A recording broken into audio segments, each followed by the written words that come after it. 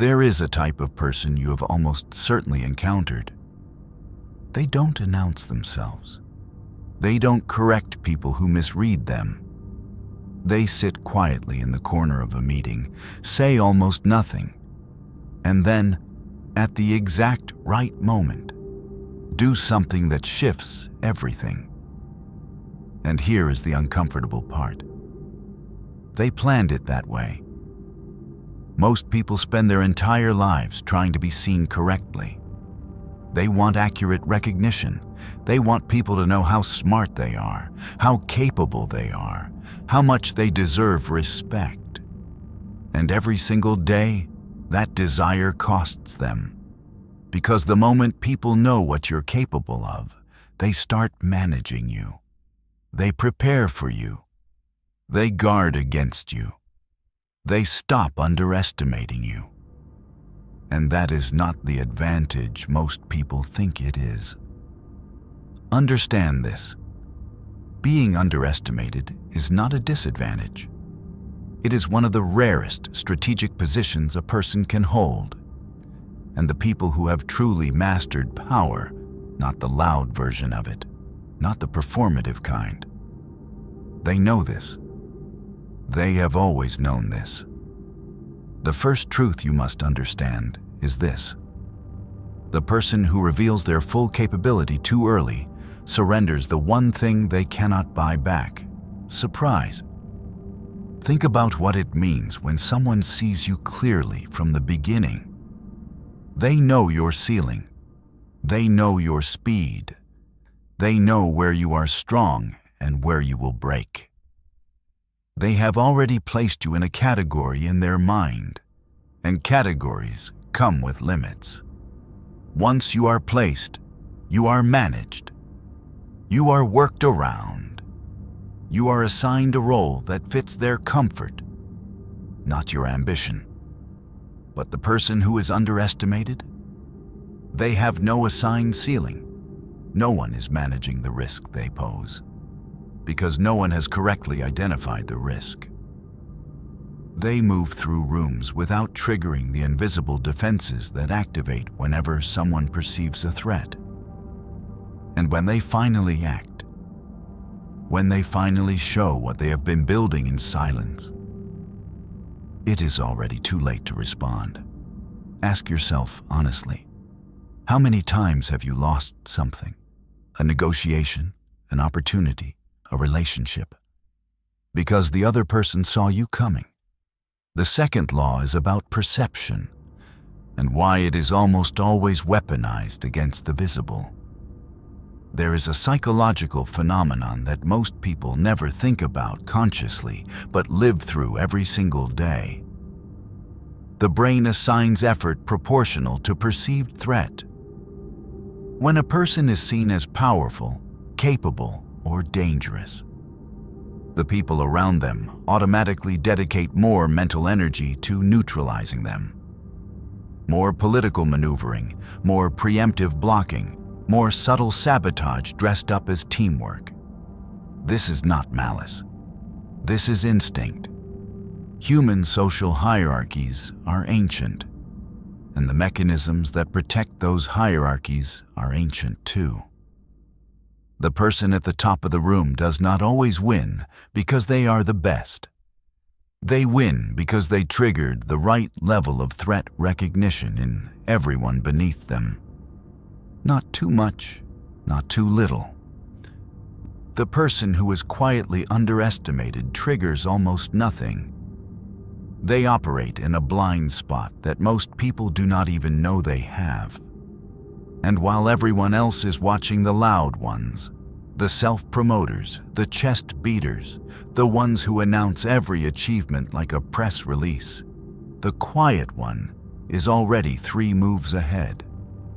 The third psychological truth is the one that will be hardest to accept. Your need to be recognized correctly is costing you. Not occasionally, consistently. Every time you correct someone's low assessment of you, you remove yourself from a position of advantage and place yourself in a position of visibility. You have told them, I know you underestimated me, and it bothered me enough to fix it. And now they know two things. They know your ability, which removes surprise, and they know your sensitivity to being underestimated, which hands them a trigger. People who correct every misperception of themselves are not operating from power. They are operating from ego. And ego is the most expensive thing a strategist can carry. The truly dangerous individual does not correct the record. They let the record stay wrong. They nod quietly, absorb the room's low expectations, and file away something far more useful than recognition. Room to move, room to plan, room to act when no one is watching closely enough to stop them. There was a man in 17th century France, a cardinal, a politician, a strategist, who spent years being dismissed by the king's court as a minor nuisance. Too young, too provincial, not serious enough.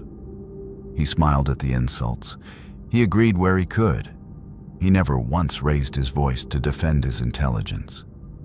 And then, patiently, over years, he dismantled every one of his enemies with a surgical precision that none of them had seen coming, because they never took him seriously enough to guard themselves. Understand what he understood. Being invisible is not weakness. It is architecture. You build your position quietly behind the low wall of others' assumptions, and you rise when the timing is yours to choose, not when the room decides it is appropriate to notice you. The fourth truth is about timing and why it matters more than talent. Talent shown at the wrong moment is wasted. It announces your peak prematurely. It forces the world to respond before you are ready for their response. Most people believe that if they simply show how capable they are, the right people will recognize them and reward them accordingly. That is not how power works. Power is not given to the most capable. It is claimed by the most strategic. And strategy requires patience. It requires the willingness to be unseen longer than is comfortable. It requires you to sit in a room where people speak over you, and instead of reacting, instead of correcting, defending, explaining, you simply watch. You learn who they are when they think you are not a factor. You learn who they trust, who they fear, and what they want badly enough to compromise for. That information is worth far more than their approval. But here is where most people fail at this entirely. They confuse letting people underestimate them with accepting the underestimation. Those are not the same thing. Letting someone underestimate you is a conscious, strategic choice. It is active. It is purposeful. You are not being passive. You are being patient. There is a specific thing you are building, and visibility would interrupt the construction. Accepting underestimation is something else. That is when the low expectation gets inside you. When you begin to perform at the level others have assigned you because some part of you wants to match their picture. That is not strategy. That is surrender dressed in stillness. The difference lives entirely in the interior. The person who is strategically invisible knows exactly what they are, every day, with cold precision. They do not need the room's confirmation. They have their own. Ask yourself, and be honest, which one are you? The fifth truth is about what people do when they relax their guard. When someone underestimates you, they become careless. They talk too freely in your presence. They reveal strategy they would never share with someone they perceived as competition. They show you their alliances, their fears, their plans, not because they trust you, but because they have decided you are not significant enough to be dangerous. You are receiving classified information for free because you had the discipline to not prove them wrong too soon. This is how quiet people end up knowing everything. This is why, in almost every organization, there is someone in a room who says almost nothing, and everyone assumes they understand almost nothing. And yet somehow, when the critical moment arrives, their decision is the most informed one in the building. They were never confused. They were never uninformed. They were listening while everyone else was performing. The final truth is this: the world is structured to reward people who look powerful before they are powerful, and to overlook people who are powerful before they look it.